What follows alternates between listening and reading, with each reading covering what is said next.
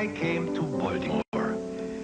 It was the most beautiful place you've ever seen in your life. Oh, Sam, how many times do we have to hear the story? The children know the story. I'm telling them about when I came to America. Yeah, we know about it. We all heard it before. The bittersweet memories of an immigrant family in 20th century America are at the center of the new movie Avalon from the director of Rain Man. It's just one of the new films we'll be reviewing this week on Siskel and Ebert, along with a look at the restoration and revival of two classic animated movies. Fantasia is one, Do You Know the Other? I'm Gene Siskel of the Chicago Tribune. And I'm Roger Ebert of the Chicago Sun-Times. Martin Scorsese makes movies about New York, John Hughes makes movies about Chicago, and Barry Levinson makes movies about Baltimore. His films Diner and Tin Men drew heavily on his memories of growing up in Baltimore, and now after the enormous success of Rain Man, he has returned to his hometown for a film inspired by his memories and his family history. The movie is named Avalon, after the neighborhood where a Jewish family, the Krasinskis, settled when they moved to America from Russia. But much of the film takes place after the war, when some of the relatives have moved to the suburbs, which have dangers of their own. Let me out. Oh, my God. The film stars Aidan Quinn and Elizabeth Perkins as characters inspired by Levinson's own parents, and when they finally get a home of their own, they still don't have much privacy. I just feel there's always somebody watching over me.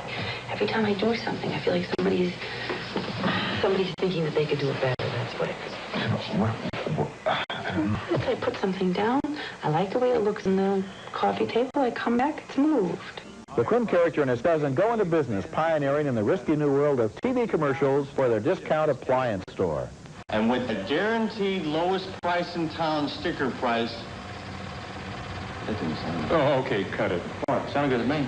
He said price twice. That's what threw you off. Price twice. Some of the scenes have a special intimacy, a feeling that they're versions of family stories that have been told 100 times before. You what? I'm pregnant. I'm pregnant. You're kidding. No, I'm not kidding. You have great news like that? You wait until now to tell me? Well, I would have told you sooner, but the streetcar discussion got in the way. I mean, it didn't seem like the proper time for me to try to get in the fact that I was pregnant again. I'm sure that scenes like those make Avalon seem like a dozen other autobiographical movies about immigrant families taking root in America. But this movie is different. Although at first I thought I knew more or less what to expect, the film was able to surprise me. It doesn't end the way you might think. And indeed, its ending is poetic and elegiac, thoughtful and a little sad. And in between, there are some scenes that have the pain and the tenderness of real events. For example, the day the two young boys think they've done a terrible thing. And you can see all through this film, Levinson taking the memories of his family and making them like memories of everybody's family. I had the same reactions. The picture started, and I said maybe the first half hour, I thought, well, they're just replicating. All he's done is replicated stories, and there's no attitude here, and I started to get frustrated. Then, in the last hour and a half, the attitude started to creep in, and for me, it was this. This family starts to splinter, and over some really silly things, but those aren't the real things. It has to do with moving to the suburbs, economic differences, petty jealousies, significant changes in direction. Maybe there's an absence of religious observance and feeling in the family. Maybe that's at its core. For Jewish people, there's no discussion of religion. Charity, yes, but the religion is out of it. So is that the problem? And now I began to want to get in that family, and I wanted to say to them, hey, be nice to each other. You're the most important people to each other. Don't let this happen. You're the only ones that's going to care about it. And then I knew the film had me. There's a shot early in the film that shows the four brothers lined up in a public building of some sort. And those four brothers are the four who came to America. Each one saved up to bring his brother over, and the cousins and the nephews and so forth. Then the key scene in the movie for me is the scene where Lou Jacoby, who is one of the brothers, gets to the Thanksgiving dinner a little bit late. I know. I shouldn't say? Yeah, leave it alone. I should say. It's not that big. They they cut the turkey before he got there. Right. And he walks out and he won't have anything to do with them again. And at first it seems like he's being unreasonable. But the more you think about it, the more you realize that by cutting that turkey, they were also cutting that family bond. Well, I think it's more like the case of Do the Right Thing, the movie where nobody does the right thing. He was wrong to be so late, and they were wrong to cut the turkey. They're both wrong. Now, can they make it up? Yeah. Everybody makes mistakes. Where's the will to make it up? Now, when you're arguing for people to get together, then the picture has actually worked. And it does stand for a lot of people's stories. Okay, next movie, and it's about composer Quincy Jones, who has also led a remarkable life. First as a jazz trumpeter, then as the first black man to compose musical scores for Hollywood movies, and then, of course, as record producer for Michael Jackson and the We Are the World project. The new movie about him is called Listen Up, The Lives of Quincy Jones, and it's anything but a dry biography. This movie is different. It has some guts and some visual style. Director Ellen Weisbrod uses a jazzy editing technique in celebrity interviews to tell the story of the jazz man turned pop music composer. Quincy was a tremendous jazz trumpet player. He wasn't that good a trumpet player. He was a horrible trumpet player.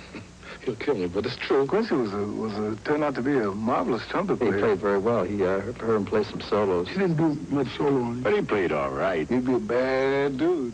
The world of New York jazz clubs, we learn, was his training ground.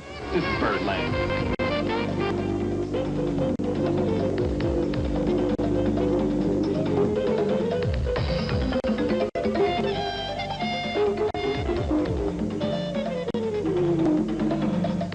At home, Jones has been less successful with 3 wives and 6 children who have played second fiddle, it seems, to his musical career. My mother and I just thought he had this genius in him, and it had to happen. It was happening, it was something that had to be. And everything else was second, which wasn't so right to do for us. But that's how it was.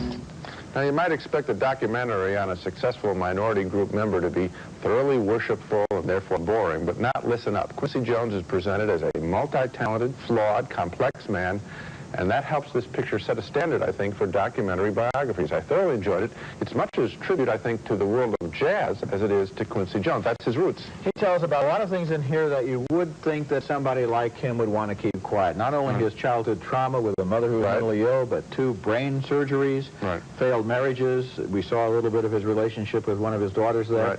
And it's fascinating. And another thing that's fascinating about it is the fact that this is not your typical canned biography with a name under everybody when they talk and everything all lined up, so it's like some kind of an educational classroom experience. And then I did this, and then I did this. The editing style is like jazz, in which each of the people in his life is a soloist, contributing a little bit of a riff to the whole composition of his life. It's very well made, and if you think about how this picture could have been organized, it could have been a totally predictable piece. Not so with this film. Coming up next, it was threatened with an X rating, but instead, Henry and June is the first film to get the new NC-17 rating. We'll review it next, and then take a look at Desperate Hours with Mickey Rourke taking hostages after a jailbreak. He's going to be just fine, Nora. There's even laws against what I've written. But I feel good now. Henry Miller was the most famous banned American author of his generation, the generation of Faulkner and Steinbeck, and his novel, Tropic of Cancer, couldn't be published in the United States until 1961, so perhaps it's ironically appropriate that Henry and June, a movie based on his life, should run into censorship problems of its own. The movie was threatened by the Motion Picture Association of America with an X rating, but before director Philip Kaufman could even appeal that rating, Henry and June was made the first movie in the new NC-17 category, a rating that simply says no children under 17 are admitted. The movie stars Fred Ward as Miller and Maria de Medeiros as Anaïs Nin, the French intellectual who became famous for one of the most intimate and detailed diaries ever written. As an expatriate American in Paris, Miller falls under Nin's spell. I saw your true nature when we were dancing out there. You don't understand. Maybe I'm just a peasant. Only whores can understand me. Thanks for taking care of Henry. He didn't describe you right. Their lives grow immeasurably more complicated when Miller's wife, June, played here by Uma Thurman, arrives from America.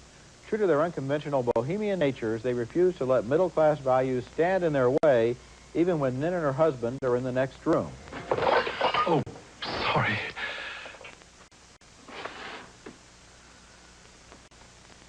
Henry and June is either the sexiest movie I've seen about literature or the most literate movie I've seen about sex. Maybe no other approach would be fitting for Henry Miller. He wrote mostly for underground publishers. His books were the targets of censors in many countries, and yet the movie Henry and June shows him as essentially a fairly typical American in Paris, a man for whom big talk about sex was sometimes just a way of concealing the insecurities of an innocent abroad. I didn't care for the picture, Roger, and I didn't find it particularly sexy. And my test always on movies about authors is, does it make me want to read their books? Certainly not here for Henry Miller. The one that I would be more intrigued by, I think, if I were just coming at this fresh, is Aeneas Nin, because there seems to be more passion in her diaries than in his work as represented in this film. I think you're right. I think he's portrayed as not a particularly charismatic figure on the screen here, just a big talker. Your judgment on having seen the film would be the same judgment, basically, that literary history has already given, which is that Nin is a much more interesting writer than Miller. And I think that actually this is not a portrait of Henry Miller as a writer, but Henry Miller as an American in Paris. In other words, his attitudes are so much in contrast to this world that he finds himself in that his pose, kind of post-Hemingway pose, as the macho writer who's struggling away at his typewriter, chain-smoking, drinking, and making love to every woman he can find, that whole sort of thing almost becomes endearing and touchingly dated. And I thought, well, and for me, cliche would be another way of saying it. Well, admittedly, he was part of the cliche. To some degree, he was living a cliche. Yeah. But when you say the movie isn't that sexy, yeah. I agree with you. This movie shouldn't have had any problem getting an R rating in the first place. I agree. It's not a movie that's made to be about eroticism, and it's not a movie that is very erotic. That's not fair. I think the movie wants to play up that stuff, and it doesn't come across as anything that special. Okay, coming up next, escaped convict Mickey Rourke terrorizes a suburban family in desperate hours. You know, I would never hurt anyone unless they were trying to hurt me. I swear. Please put your hands behind your back. That's Mickey Rourke as a violent and cunning convict on the run in Desperate Hours, a remake of a 1955 Humphrey Bogart movie about a charismatic criminal who breaks out of jail and takes a suburban family hostage. In this new version, Mickey Rourke plays Bogey's role, but he's not the least bit interesting, even though we're supposed to believe that he's charmed his blonde defense attorney who slips him a gun in jail as part of his jailbreak scam. Out of prison, Rourke and his two old henchmen break into a home that's been put up for sale by Mimi Rogers, who has just separated from her husband. If you scream, your children are going to come home and they're going to find you full of blood. Once he's in Rogers' house, he demands that she place a call for him to his accomplice lawyer. Now, there's supposed to be some sexual tension between Rogers and Rourke in their relationship, but I felt cheap while watching this scene. It's not entertaining to see someone terrorized. Hi, Nancy, it's Nora. Nothing important. Just called to say hi. Call me back at 555-4810. Bye. Eventually, her estranged husband, Anthony Hopkins, returns to the house with gifts for their kids, only to be surprised by Rourke and his goons.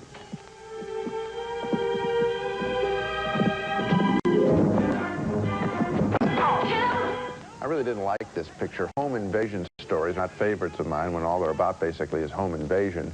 And that's because director Michael Cimino, who made The Deer Hunter and Heaven's Gate, I think really fails in his attempt to put a larger meaning into this tawdry material. With its Utah locations and Red River Valley on the soundtrack, this version of Desperate Hours is supposed to be some kind of contemporary high noon.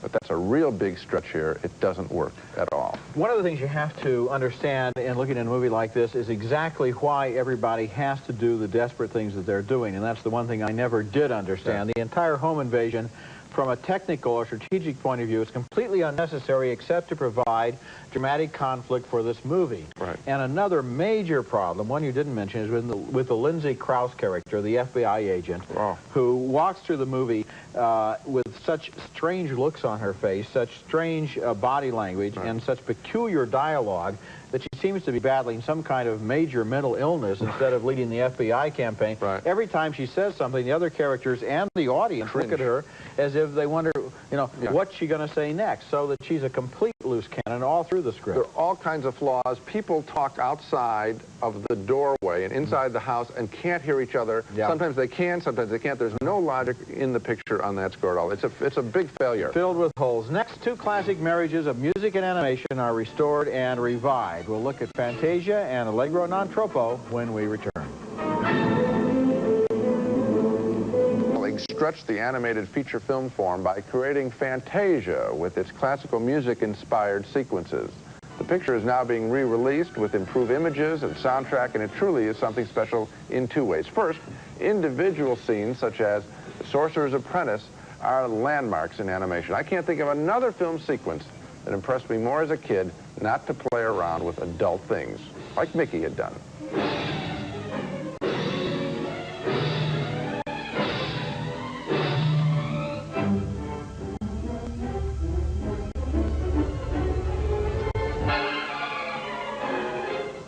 Big restoration on this film. Here is a split-screen example of how images were improved for this new release. On the left, a print of Fantasia as it was distributed a decade ago. On the right, the new, brighter version with clouds and comets seeming much more luminescent. The same can be said for A Spider's Web.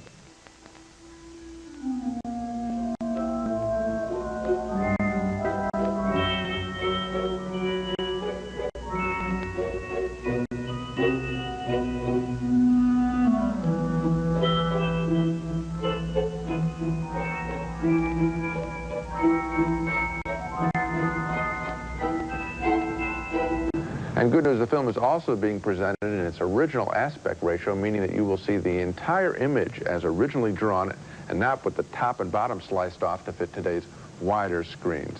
I mentioned two ways of enjoying this film, the first being the animation, of course, but I also got a kick as watching this as sort of cultural history, watching man's noble and not entirely vain attempt to pictorialize music. It can't really be done, but Fantasia is certainly the most honorable attempt. It's a wonderful, wonderful, wonderful movie. There are some things in it that aren't so strong. I always think the Ave Maria sequence is really corny and boring, but there are other things that are marvelous.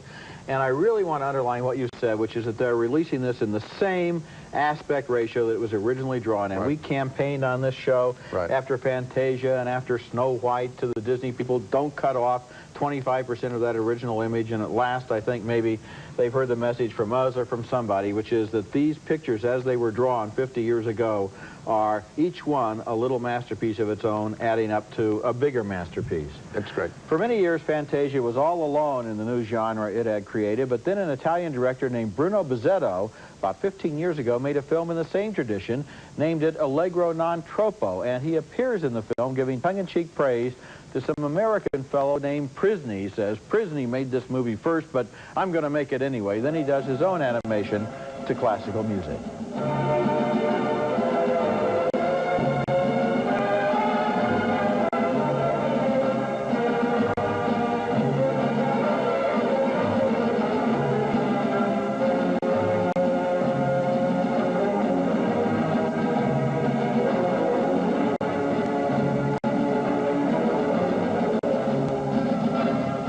Allegro non troppo is obviously a derivative film, but then Bizzetto was the first to admit that he derived this from Fantasia. It's also an enormously entertaining film, available on video, and right now, in the next couple of weeks, going into a theatrical release around the country in a new and slightly longer version. Although I hate to use cliches like this, the fact is that if you like Fantasia, you'll like Allegro non troppo too. They're both real good films. Fantasia's getting all the publicity. Allegro non troppo is also worth seeing. And next we'll be back with our video pick. A PBS documentary series by Ken Burns on the Civil War drew great reviews and surprisingly large ratings, once again proving how fascinated we Americans are by that painful chapter in our national history. The 1989 movie Glory also told a chapter of the Civil War story, a little-known chapter about the thousands of black troops who fought in the war. It won 3 Academy Awards, including one for Best Supporting Actor for Denzel Washington, who is seen here, and it's coming out on video this week. Now let's take another look at the movies we reviewed on this show. 2 thumbs up for Avalon, Barry Levinson's touching and surprisingly thoughtful story of the generations of an American family. 2 more thumbs up for Listen Up, The Lies of Quincy Jones. Split vote, though, on Henry and June, the movie about expatriate author Henry Miller. I liked its vision of an innocent abroad, but Gene didn't buy the characters of either Miller or his wife. Finally, 2 thumbs down for Desperate Hours, a thriller without logic and without conviction. And, of course, we hope that people will see Fantasia and Allegro non troppo also. Avalon, I would just say to people, stick with it because it really does pay off in a real strong way. Starts out like every other movie you've seen on this subject, ends up like no other movie you've seen on this subject. That's it for this week. Next week, we'll be back with Mr. Destiny, a comic fantasy starring James Belushi and Michael Caine, and The Hot Spot, an erotic thriller starring Don Johnson and Virginia Madsen. That's next week, and until then, the balcony is closed.